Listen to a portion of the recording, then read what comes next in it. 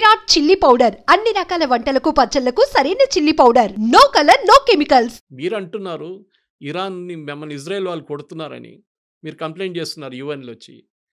మీరేమంటున్నారు? మీరు అంటున్నారు Israel has no right to exist. ఒక దేశం ఉండకూడదంట. అవును. మీరెవరండి చెప్పడానికి? అది అదే వాళ్ళ మనుగడ కోసం ఇప్పుడు చేస్తున్నారు కదండి. అదే. సో దే సర్వైవల్ అంతే. వాళ్ళు సర్వైవ్ చేయాలంటే వాళ్ళు దాని మనలాగానే ఇటువైపు చైనా, ఇటువైపు పాకిస్తాన్, ఇప్పుడు బంగ్లాదేశ్ తయారైంది. వాళ్ళకు కూడా అంతే. మీరు 6 డే వార్ చూడండి, యామ్ కిపూర్ వార్ చూడండి, సూయజ్ కెనాల్ క్రైసిస్ చూడండి. దీని అన్నిట్లో ఇజ్రాయెల్ మీద దాడి చేశారు. ఎవరు? అందరు కలిసి. జార్డన్, సిరియా, లెబనన్, ఇటువైపు ఈజిప్ట్. తర్వాత ఈజిప్ట్ నుంచి అన్వర్ సదాత్ని చంపేసిన తర్వాత అక్కడ వీక్ అయిపోయారు. హొస్ని ముబారక్ వచ్చారు. ఇటువైపు towards Syria it was control by family, the Assad family. అటువైపు అమ్మ జార్డన్, అది కూడా ఒక మొనార్కీ నడుస్తుంది అక్కడ. సో ఇప్పుడు ఏమైపోయిందంటే వీళ్ళు ముగ్గురు ఎవరికి కొట్లాడలేదు ఇజ్రాయెల్. వీళ్ళకి తెలిసిపోయింది కొడితే వాడు రిటర్న్ డబుల్ కొడతాడని, డబుల్గా ట్రిపుల్ కొడతాడని. వీళ్ళకి చాలా అర్థమైపోయింది. వీళ్ళందరూ కలిసి దాడి చేశారు కదా 6 డే వార్లో. ఈ సౌదీ అరేబియా ఫండింగ్ ఇచ్చింది వాళ్ళకు. ఇచ్చిన తర్వాత కూడా ఓడిపోయారు వీళ్ళు. అప్పుడు బేసిక్ ఉండే ఇజ్రాయెల్ దగ్గర ఫైటర్ ఎయిర్క్రాఫ్ట్ కూడా లేకుండే అప్పుడు. ఏదో అమెరికా ఇచ్చిన కొన్ని ప్లేన్లు ఉండే అంతే. ఇప్పుడు చూడండి ఈ ఇరాన్ దాకా వెళ్ళి 1500-2000 కిలోమీటర్ తిరిగి వచ్చి కొట్టి రిటర్న్ వస్తున్నారు. అది ఒక్క ప్లేన్ కాదు. మొన్న కొట్టిందంటే ఫస్ట్ దాంట్లో 200 ప్లేన్లు. And they didn't lose a single one. ఇప్పుడే మొత్తం డిఫెన్స్ వాళ్ళ ఎయిర్ డిఫెన్స్ కొట్టుపడేశారు. They having total dominance of the skies. అదే ఈవెన్ ట్రంప్ కూడా చెప్పారు చూడండి. సార్ ట్రంప్ పాకిస్తాన్ వైపు వెళ్ళడం, ఆయనకి లంచ్ పెట్టడం, ఆ పాకిస్తాన్ ఎయిర్ బేస్ వాడుకోవడం వెనక ఉద్దేశం ఇరాన్కి సపోర్ట్ చేయమని ఇండైరెక్ట్గా. పాకిస్తాన్ ప్రధానమంత్రి ఎవరండి? మునీర్. షాబాజ్ షరీఫ్. ఆయన ఎందుకు విలువలేదండి? అదే మునీర్ అంటే ఆర్మీ ఆఫీసర్, గతంలో ఐఏఎస్ఏ బ్యాక్గ్రౌండ్. హెడ్ ఆఫ్ స్టేట్ని పిలవాలి కదా ఇప్పుడు. అవును. డిన్నర్ మీరు ఎవరిని పిలుస్తారు? లంచ్ స్టేట్ ప్రెసిడెంట్ నరేంద్ర మోదీని పిలుస్తారా, లేకుంటే మన ఆర్మీ చీఫ్ని పిలుస్తారా? ఆర్మీ మోడీని పిలుస్తాం. అంటే ఆయన మోడీని పిలిచారు కూడా. పిలిచారు. ఇక్కడ మునీర్ అనే వ్యక్తి ఐఎస్ఏ బ్యాక్గ్రౌండ్ అన్నీ ఉన్నాయి కాబట్టి ఐఎస్ఏ వాళ్ళు పాకిస్తాన్లో అల్లా అండ్ ఆర్మీ రూల్స్. అవును. అంతే. వీళ్ళిద్దరే నడిపిస్తారు పాకిస్తాన్. అందరికి తెలుసు. ఆ రోజు కూడా క్రైసిస్ జరిగినప్పుడు మీకు గుర్తుంటుంది. జేడీ వాన్స్ మాట్లాడింది అసీం మునీర్తో. He didn't speak to Shahbaz Sharif. తర్వాత మాట్లాడంటున్నారు. అది కొంచెం ఫేస్ సేవింగ్ ఎక్సర్సైజ్. కానీ ఇండియాతో మాట్లాడినప్పుడు ఈ spoke to prime minister Modi. Correct. ఎందుకంటే పవర్ ఎవరి దగ్గర చూస్తున్నారు. పాకిస్తాన్ భయం, మునీర్ దగ్గర పవర్ ఉంది. వీళ్ళకి భయం ఏంటంటే, సార్ మీరు చెప్పింది ఒక బేస్ ఇస్ వన్ ఆబ్జెక్టివ్. అది వాళ్ళు ఎప్పుడైనా వాళ్ళ పక్కన ఖతార్లో బేస్ ఉంది, ఇంత పెద్ద బేస్ ఉంది వాళ్ళ దగ్గర. ఒక సంవత్సరానికి దాని మెయింటెనెన్స్ కాస్ట్ $6 బిలియన్. ఎవరు పే చేస్తున్నారు? ఖతార్ గవర్నమెంట్ పే చేస్తున్నారు. ఆలోచించండి. యూఎస్ బేస్ని మెయింటైన్ చేసుకోండి ఖతార్. ఎందుకంటే వీళ్ళకి తెలుసు యూఎస్ ఉన్నదాకా మా మీద చేయబెట్టడు. Qatar is the foundation of terrorism. అందరికి తెలుసు. అది ముస్లిం బ్రదర్హుడ్ కానివ్వండి, అల్ఖైదా కానివ్వండి, ఐసిస్, అందరూ ఈవెన్ హమాస్ లీడర్స్ కూడా అక్కడే కూర్చుంటారు. కానీ వాళ్ళు ముట్టరు. యూఎస్ కూడా ముట్టరు. కానీ మన దగ్గరకు వచ్చినప్పుడు ఈ ప్రాబ్లం వచ్చినప్పుడు పాకిస్తాన్ అసీం మునీర్ ఎందుకు పిలిపించారంటే, మెయిన్లీ వాళ్ళ దగ్గర న్యూక్లియర్ మిసైల్స్ ఉన్నాయి. ఏ న్యూక్లియర్ మిసైల్ అసెంబుల్ చేసి పెట్టరు. న్యూక్లియర్ వార్ హెడ్ సపరేట్గా ఉంటుంది, మిసైల్ సపరేట్గా ఉంటుంది. This is the delivery system. ఇది ఇక్కడి నుంచి అక్కడ కొట్టాలంటే ఇది. దాని మీద 50 కిలోలు పెట్టాలన్నా, 100 కిలోలు పెట్టాలన్నా, న్యూక్లియర్ వెపన్ పెట్టాలన్నా డిసైడ్ చేసేది లాస్ట్ మినిట్లో. మన కైరానా హిల్స్లో మనం కొట్టినప్పుడు we didn't hit the missiles. మనం ఏం చేసామంటే వాళ్ళ కేవ్ బయట కొట్టాం. వీళ్ళందరూ అండర్ గ్రౌండ్లో పెడతారు. పెద్ద కొండ కింద పెట్టుకుంటారు. ఈవెన్ ఇరాన్లో ఫైడ్రో చూడండి, నటాన్స్ చూడండి, వీళ్ళన్ని న్యూక్లియర్ ప్లాంట్స్ అన్ని. నటాన్స్లో ఒక ప్లాంట్ పైన ఉంది, మిగతా కింద ఉంది. వెరాజ్ ఇన్ ఫడ్రో the entire thing is below the 250 metre concrete barrier ఉందండి. దానికోసం బంకర్ బస్టర్ అంటున్నాం. సో అసీం మునీర్ ఎందుకు తీసుకొచ్చారంటే, బేసిక్లీ వీళ్ళ దగ్గర ఉన్న మిసైల్స్ ఎక్కడ వెళ్ళకూడదు. ఇరాన్ పోతే అల్ఖైదా వాళ్ళు, లేకుంటే ఎవరైనా తాలిబాన్ వాళ్ళు వచ్చి కొట్టి తీసుకెళ్తే న్యూక్లియర్ మిసైల్ తీసుకెళ్ళి పాకిస్తాన్ దగ్గర ఒక్కటే ఉంది ఇప్పుడు ఇస్లామిక్ నేషన్లో. ఎవరు తీసుకెళ్తారో తెలియదు. రేపు అసీం మునీర్ లేడు, ఇంకా వాళ్ళ గవర్నమెంట్ పడిపోయిందో ఏమనంటే ఆర్మీ చూసుకుంటారు. గవర్నమెంట్ ఏం చేయలేరు అక్కడ. గవర్నమెంట్ మన దగ్గర న్యూక్లియర్ బటన్ మోదీ దగ్గర ఉంది, అక్కడ న్యూక్లియర్ బటన్ ఆర్మీ చీఫ్ దగ్గర, మునీర్ దగ్గర ఉంది. అది చాలా క్లియర్ అన్నమాట. సో దానికోసం పిలిచి ఏమన్నారంటే, ఆ మిసైల్స్ అంతా మేము చూసుకుంటాం. దీనికన్నా ముందు కూడా భారతదేశం అటాక్ చేసిన గుర్తుంటుంది మీకు. అందరూ అన్నారు అమెరికా చూసుకుంటున్నారు పాకిస్తాన్, దానికోసం ఆపారు బాంబింగ్ అని. కరెక్ట్. ఆ వెపన్స్ వాళ్ళ చేతిలో పడకూడదు. అల్ఖైదా కానివ్వండి, ఐసిస్ కానివ్వండి, తాలిబాన్ కానివ్వండి, లేకుంటే ఇరాన్ నుంచి వచ్చే నెక్స్ట్ రెజీమ్ కూడా. ఎందుకంటే పాకిస్తాన్ ఈ టెక్నాలజీ మొత్తం దొంగతనం తీసుకొచ్చారు జర్మనీ నుంచి, ఇంకోటి నార్త్ కొరియా దగ్గర నుంచి తీసుకొచ్చారు. సో తాళం వేసి ఆ చావి తీసుకెళ్ళి పెంటగన్లో పెట్టుకుంటారు. దీన్ని పిలిచారు అంతే, ఇంకేం లేదు. ఇంకా మాట్లాడడానికి ఏం లేదు. We'll do deals with Pakistan అంట. పాకిస్తాన్ ఏం అమ్ముతారండి? వాళ్ళ మేజర్ ఎక్స్పోర్ట్ టెర్రరిజం. అవును. అదొకటే వాళ్ళు కానీ అమ్మగలరు. కొన్ని వేల కోట్ల రూపాయలు ఫండింగ్ చేస్తా ఉంటున్నారు కదండి. ఎందుకు చేస్తున్నారు ఆలోచించండి. ఆ గవర్నమెంట్ పడిపోతుంది. పడిపోతే వాళ్ళ న్యూక్లియర్ అసెట్స్ ఎవరి దగ్గర ఉంటుంది? గవర్నమెంట్ ఐసిస్, అల్-ఖైదా వీళ్ళు ఎవరైనా వస్తారు రేపు. తాలిబాన్ అక్కడ తయారైనట్ల ఆఫ్ఘనిస్తాన్ ఇక్కడ ఇంకో థియోక్రసిక్ గవర్నమెంట్ వచ్చేస్తుంది. అమెరికాకి అదే భయం. దానికోసం ఇప్పుడు కాదు, ముందు నుంచే సోవియట్ యూనియన్ ఉన్నప్పటి నుంచి సపోర్ట్ చేస్తుంది దానికే వాళ్ళు. ఎందుకంటే ఎట్లయినా వీళ్ళు ఇక్కడ వీళ్ళ దగ్గర ఉన్న ఈ అసెట్స్ ఎక్కడ ఈ ఇస్లామిక్ టెర్రరిస్ట్ దగ్గర వెళ్ళకూడదు. మిసైల్ అయితే నాకు ప్రాబ్లం లేదు, కానీ న్యూక్లియర్ తీసుకొచ్చి ఒక న్యూయార్క్లో పడేస్తే నెక్స్ట్ 5,000-10,000 సంవత్సరాలు న్యూయార్క్లో ఎవరు ఉండలేరు. సో అమెరికా చాలా భయం ఉంది దాని మీద అనమాట. వీళ్ళు స్టేబుల్ నేషన్ కాదు సార్, మనలా కాదు. మన దగ్గర స్టేబుల్ నేషన్ మనం. ఒక డెమోక్రటిక్ పార్టీ ఉంది, మన ఎలక్షన్ నడుస్తుంది, ఆర్మీ ఉన్నారు, ఎయిర్ ఫోర్స్ అంతా ప్రొఫెషనల్ సిస్టమ్. వాళ్ళ దగ్గర ప్రొఫెషనల్ కాదు. ఈ ఆర్మీ చీఫ్లు కానీ ఎయిర్ ఫోర్స్ చీఫ్ పాకిస్తాన్లో ఫస్ట్ రాగానే లండన్లో ఒక పెద్ద ఇల్లు తీసుకుంటాడు. వాళ్ళకి అమెరికా ఫండింగ్ ఎవరైనా ఇస్తారు దానికి. వాళ్ళ పిల్లల్ని ఆక్స్ఫర్డ్, కేంబ్రిడ్జ్ పంపిస్తారు, లేకుంటే MIT పంపిస్తారు.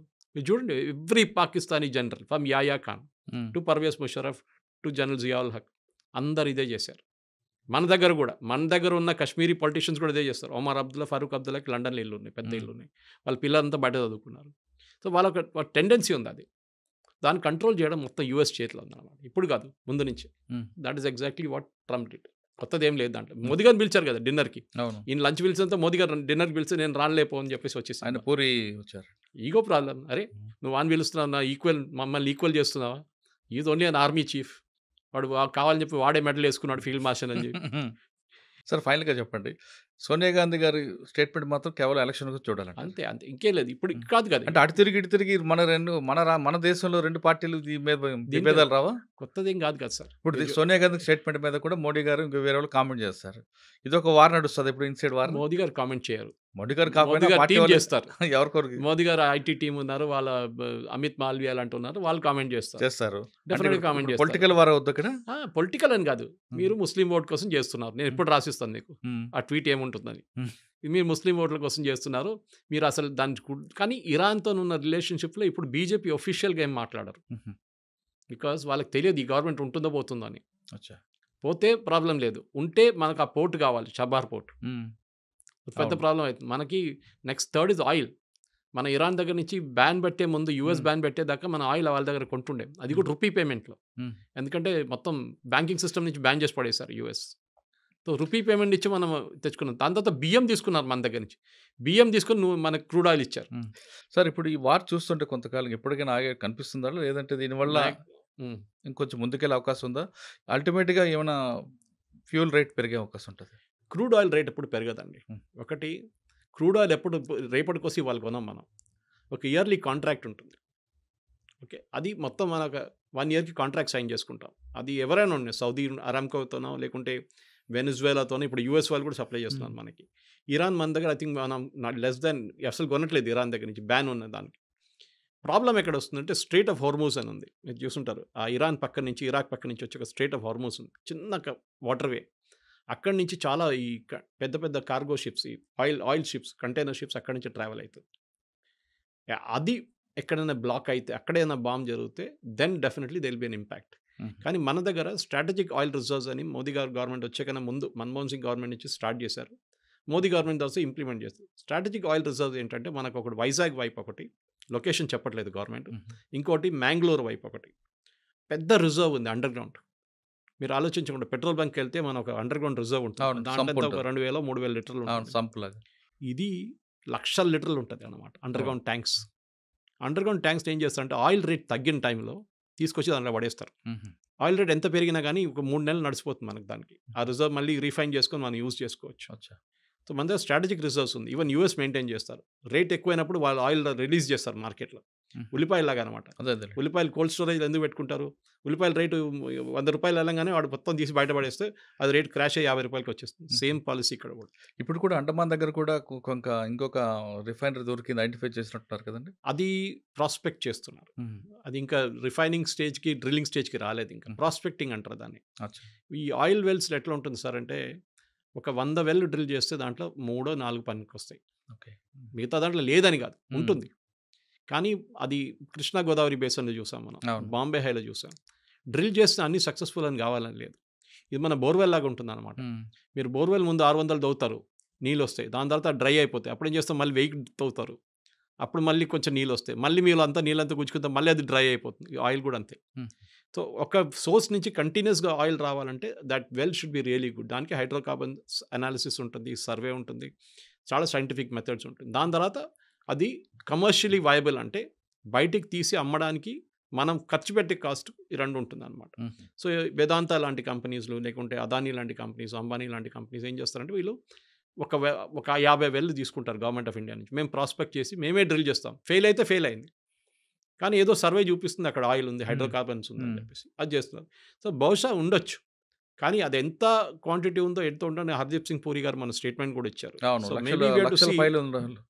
చెప్తున్నారు 2 బిలియన్, అది ఎంతో బిలియన్ క్యూబిక్ ఫీట్ ఉందంటున్నారు. చూడాలి, ఫైనలీ అది ఇంగ్లీష్ చెప్తారు, proof of pudding is eating అని. తినేటప్పుడు తెలుస్తుంది అది ఉందా లేదా అని చెప్పేసి, టేస్ట్ ఉందా లేదా అనేది.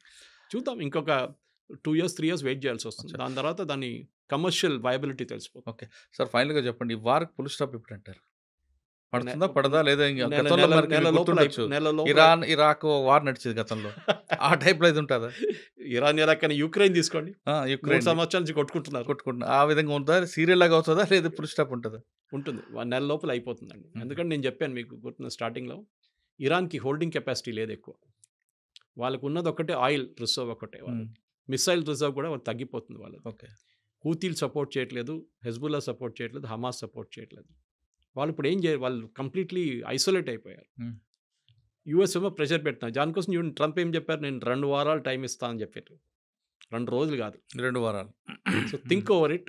ఈ 2 వారాల్లో వాళ్ళ దగ్గర మొత్తం అన్ని మిసైల్స్ అయిపోతుంది క్వాంటిటీ. లాంచింగ్ సైట్స్ని ఇజ్రాయెల్ కొడుతున్నారు, వాడు బయటికి తీసుకొచ్చి లాంచింగ్ సైట్ పెట్టగానే మన దివాళీ పటాకకి బాటిల్ పెడతాం చూడండి, పెట్టంగానే దాంట్లో రాకెట్ పెట్టే ముందు ఆ బాటిల్ కొట్టేస్తున్నాడు. అది వీళ్ళు చేస్తున్నారు అనమాట.